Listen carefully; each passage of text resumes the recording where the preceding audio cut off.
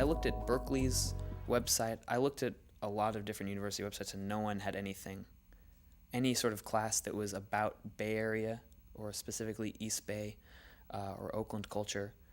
And I thought that was kind of disappointing because I really think, and I think even more so now after having done all the research, that it's a really culturally significant place in the history of the United States. That really is just an epiphany, you know, when you have to stand up and announce yourself as the teacher. That is just a trip, and I think it's incredibly valuable. I really do. I didn't really expect this to be what it was. I expected it to be much more like more research work I was putting on my plate, but I didn't really expect it to actually be like a rigorous intellectual experience that kind of made me think about my education. But it actually did that, and I'd say that was definitely one of the highlights, was kind of realizing from the first moment, like, this is going to be something entirely different and incredibly way more valuable than I thought it was going to be. It was good hard work. You know, I learned a ton about a place I love and a subject I love, and I taught it to other people who loved it just as much and were just as interested, but didn't know where to start, and that just felt good.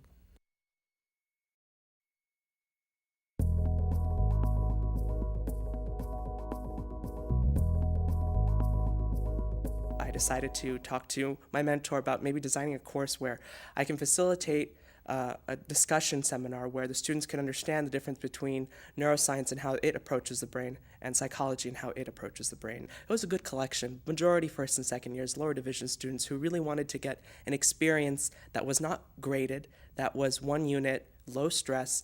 I was looking to create a seminar where I was going over a lot of maybe little technical details here and there and just giving the students a foundation about the brain. And what I found ultimately was the students would take that foundation and fly with it. I anticipated 1 or 2 students coming to my office hours. I think it was week 5, I had 10 students coming to office hours. Some students who weren't even enrolled in the course, who were friends of people taking the seminar, and they just wanted to ask me, you know, tell me about your experience doing research, or tell me about this part of the brain. I was thinking maybe I want to do research there. And then there were some students who totally were turned off by the brain.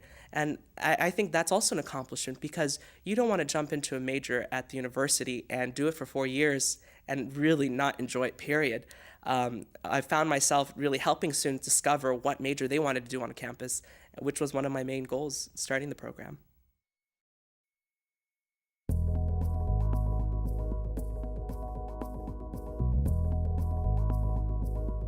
A lot of people kept asking me on campus about Darfur and the situation, what was going on. When I got accepted to go to the Global Youth Connect program delegation to Rwanda, I felt like I was going to learn a lot, and it was knowledge that would be great to pass on to other people. I was always afraid that we weren't going to have enough discussion, but we always ended up staying at least 5 minutes over. We would explore different topics of conversation that everyone was interested relating to Rwanda and Darfur and comparing them.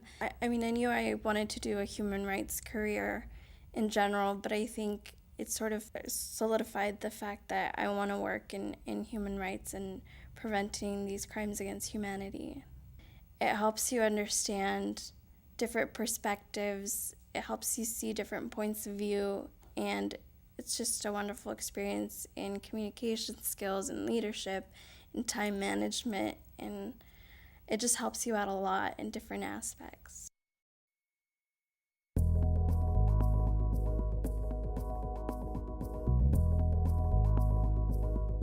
I became very interested in Africa as I was a course assistant for Professor Mike Lofty, who was my advisor for the USIE program, and I did the grading for his Poli-Sci 151B class, and really got interested when students would come to me and ask about what's going on in Africa now, because the class really focused on the 1980s and post-independence in a lot of these countries. Getting everybody together and talking on the same page was often a challenge because people had so many different viewpoints, and working to use what they were interested in with the course curriculum that was already set up was something that was harder for me to integrate the pieces together. And that's really a part of my experience that my faculty mentor helped me with when we went through, and I would give him questions and he would help me to integrate other materials with stuff that students were already interested in. A lot of times when you have classes, you think that no one reads or that everybody's kind of just getting by, but I think that I was really impressed by my personal experience with my students because they wanted to do as much as they could. And like our final paper was supposed to be a page, and some of them turned in 4 and 5 pages about what they wanted to do to help out.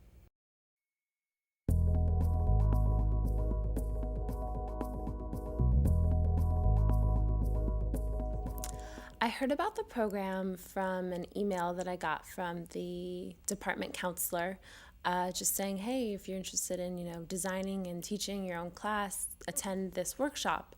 And I immediately was very interested in it. Going into it, I thought I was really prepared, but then, of course, once you get to class and you think you have all these great discussion questions and all these wonderful topics, and everyone's just kind of quiet and staring at you, you're like, oh, okay, maybe I need to go take a different direction to try to engage the students.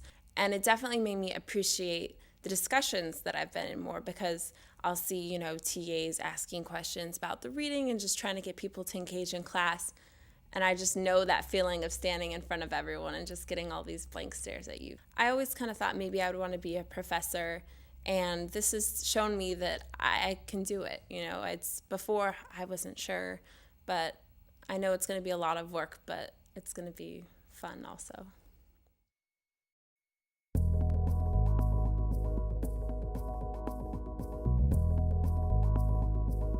I didn't think that it'd be so tough. I had never thought that teaching would be so tough. I mean, I've taught other topics before, like martial arts, and I've taught to just like my peers, like outside of the classroom setting. But inside the classroom, when all eyes are on me, it's really different, and there's a lot of pressure.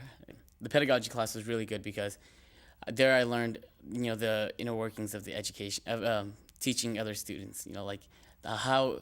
The best techniques to teach other students and the best ways to get them to interact with me. And so I thought that class helped out a lot. This experience overall really made me aware of how powerful a teacher really is. The way that they can talk to other students in order to get them to, in order to change the way that they think. That's so powerful.